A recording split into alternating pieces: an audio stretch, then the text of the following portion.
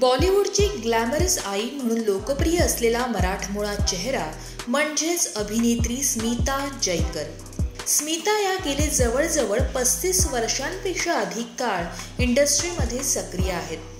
पण तुम्हाला माहीत आहे का, शाहरुख, आमिर, सलमान, रणबीर, माधुरी, ऐश्वर्या सारख्या सुपरस्टार कलाकारांची ऑनस्क्रीन आई साकारणाऱ्या स्मिता यांनी कोणतंही अभिनयाचं प्रशिक्षण घेतलेलं नाही. इतकंच नाही तर स्मिता यांनी लग्नानंतर 2 मुलं झाल्यावर अभिनय क्षेत्रात येण्याचा निर्णय घेतला. आहे ना इंटरेस्टिंग? म्हणूनच आज आपण जाणून घेणार आहोत स्मिता जयकर गृहिणी ते बॉलिवूडची फेवरेट मॉम बनण्यापर्यंतचा प्रवास. स्मिता यांचा जन्म दक्षिण मुंबईतील एका उच्च शिक्षित कुटुंबात झाला. स्मिता यांना लहानपणापासूनच कला, संगीत यांची आवड होती. शाळेत गणपती उत्सवामध्ये लहान सहान नाटकामध्ये त्या भाग देखील घ्यायच्या. 10वी नंतर स्मिता यांनी घराजवळच असलेल्या सेंट झेवियर्स या कॉलेजमध्ये आर्ट्स शाखेतून शिक्षण घेतलं. कॉलेजमध्ये त्यांची भेट त्यांच्या फ्युचर हजबंडशी म्हणजेच प्रसिद्ध कायदेतज्ञ मोहन जयकर यांच्यासोबत झाली. मोहन जयकर यांच्या कुटुंबाचे स्मिता यांच्या कुटुंबियांशी पूर्वीपासूनच जवळचे संबंध होते. झेवियर्समधून BAचं शिक्षण पूर्ण केल्यानंतर स्मिता यांनी ताजमध्ये रिसेप्शनिस्ट म्हणून नोकरी केली. याच दरम्यान म्हणजेच वयाच्या 21व्या वर्षी त्यांनी लग्न करण्याचा निर्णय घेतला. लग्नानंतर त्यांनी ताजमधील नोकरी सोडून दिली. वकिलांच्या कुटुंबात लग्न झालं असल्याने पती मोहन यांनी स्मिता यांना लॉचं शिक्षण घेण्याचा सल्ला दिला.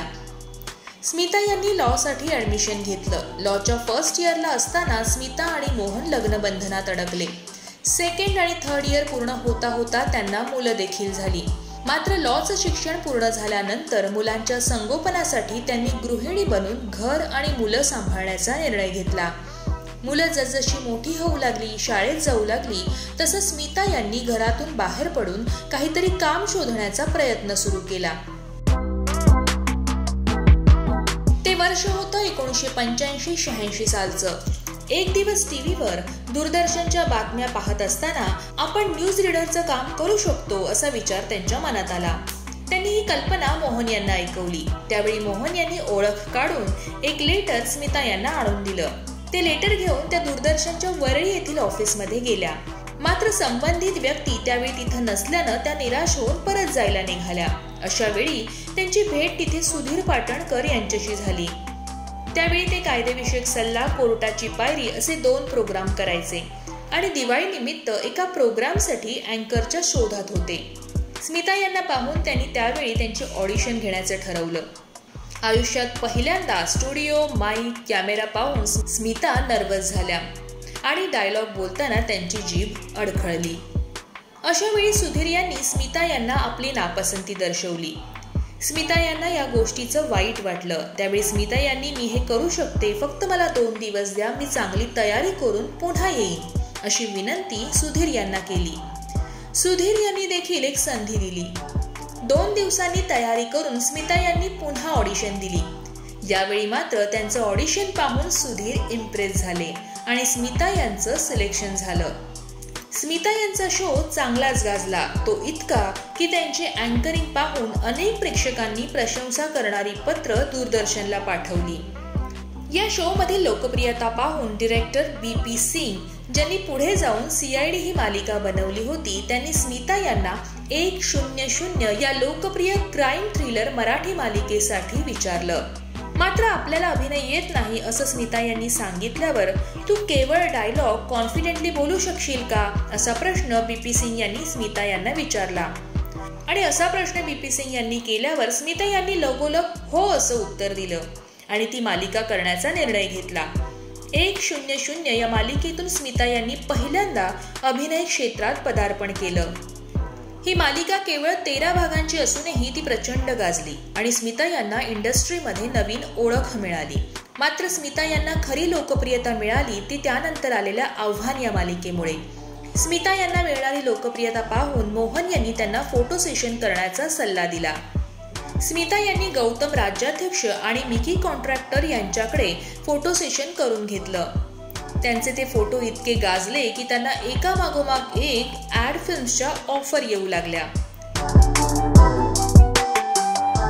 तुम्हाला याच काळातील शाहिद कपूर आणि आयेशा टाकिया यांच्या लहानपणीची कॉम्प्लेनची ॲड आठवते का?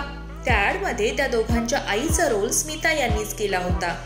बॉलिवूडच्या मोठ्या स्टार्सची ग्लॅमरस आई बनण्याचा स्मिता यांचा प्रवास कदाचित या ॲड फिल्ममधूनच सुरू झाला होता. त्यानंतर अनेक ॲड फिल्म्स आणि मराठी हिंदी मालिकांचा सपाटा सुरू झाला.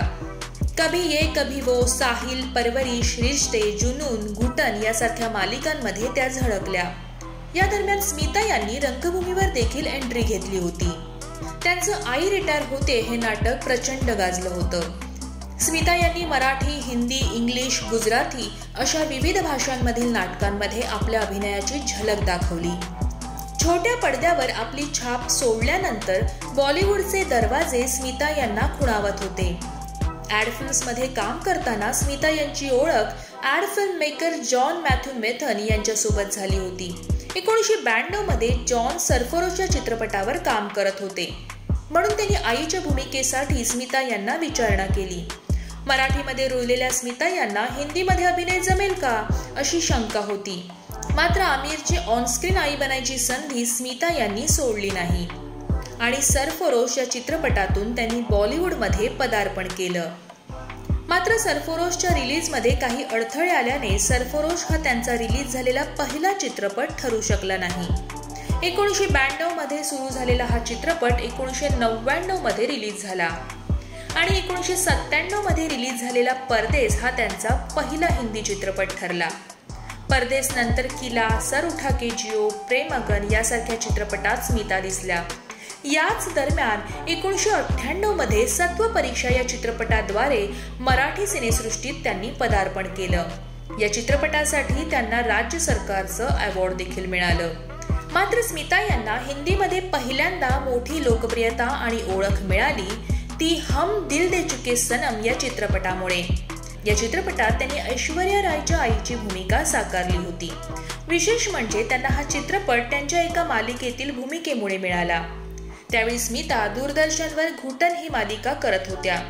त्यावेळी संजय लीला भन्साळी यांची आई ही मालिका पाहायची आणि याच काळात संजय लीला भन्साळी त्यांच्या हम दिल दे चुके सनम या चित्रपटाची कास्टिंग करत होते. त्यावेळी स्मिता यांना पाहून भन्साळी यांच्या आईने ऐश्वर्याच्या आईसाठी स्मिताला कास्ट करण्याचा सल्ला भन्साळी यांना दिला आणि हम दिल दे चुके सनमसाठी स्मिता यांची निवड झाली. या चित्रपटातील त्यांची भूमिका इतकी गाजली की भन्साळी यांनी त्यांच्या पुढच्या मेगा प्रोजेक्ट असलेल्या देवदाससाठी सुद्धा स्मिता यांना कास्ट करण्याचं ठरवलं. देवदासमध्ये स्मिता यांना सुपरस्टार शाहरुख खानच्या आईची भूमिका साकारण्याची संधी मिळाली. हा चित्रपट स्मिता यांचा करिअरमधला माइलस्टोन ठरला. यानंतर स्मिता यांनी अनेक हिंदी चित्रपटात आईच्या भूमिका साकारल्या. त्यांना बॉलिवूडची ग्लॅमरस आई म्हणून नवीन ओळख मिळाली. तुम्हाला विश्वास बसणार नाही, पण एकेकाळी झेवियर्स कॉलेजमध्ये आपला वर्गमित्र असलेला अनिल कपूर यांची ऑनस्क्रीन आई म्हणून देखील स्मिता झळकल्या आहेत आणि तो चित्रपट होता हमारा दिल आपके पास है. स्मिता यांनी मस्त, फिर भी दिल है हिंदुस्तानी, राजू चाचा, हद कर दिया आपने, मुझसे दोस्ती करोगे, वाह लाइफ हो तो ऐसी, अजब प्रेम की गजब कहाणी, यार यासारख्या चित्रपटातून बॉलिवूड मधल्या निम्म्याहून अधिक कलाकारांची आई साकारली आहे. मात्र आज स्मिता यांची ओळख केवळ उत्तम अभिनेत्री म्हणून मर्यादित राहिलेली नाही, तर आज स्मिता एक आध्यात्मिक गुरु म्हणूनही तितक्याच लोकप्रिय आहेत. करिअरच्या सुरुवातीच्या काळात स्मिता यांच्या पतीने त्यांची भेट आध्यात्मिक गुरु प्रभुदास भाई ठक्कर यांच्याशी करवून दिली. या भेटीमध्ये त्या इतक्या प्रभावित झाल्या की त्यांनी अध्यात्माच्या मार्गावर चालण्याचा निर्णय घेतला. एका बाजूला अभिनयातील करिअर आणि दुसऱ्या बाजूला अध्यात्माची जोड असा त्यांचा प्रवास सुरू झाला. आज स्मिता मैत्रेय दादाश्री यांच्या मैत्रीबोध परिवाराशी संलग्नित आहेत. शिवाय त्या स्वतः देखील एक प्रसिद्ध आध्यात्मिक गुरु असून अध्यात्म, हिलिंग, मेडिटेशन यासारखं आध्यात्मिक ज्ञान शिकवण्याचे काम करतात.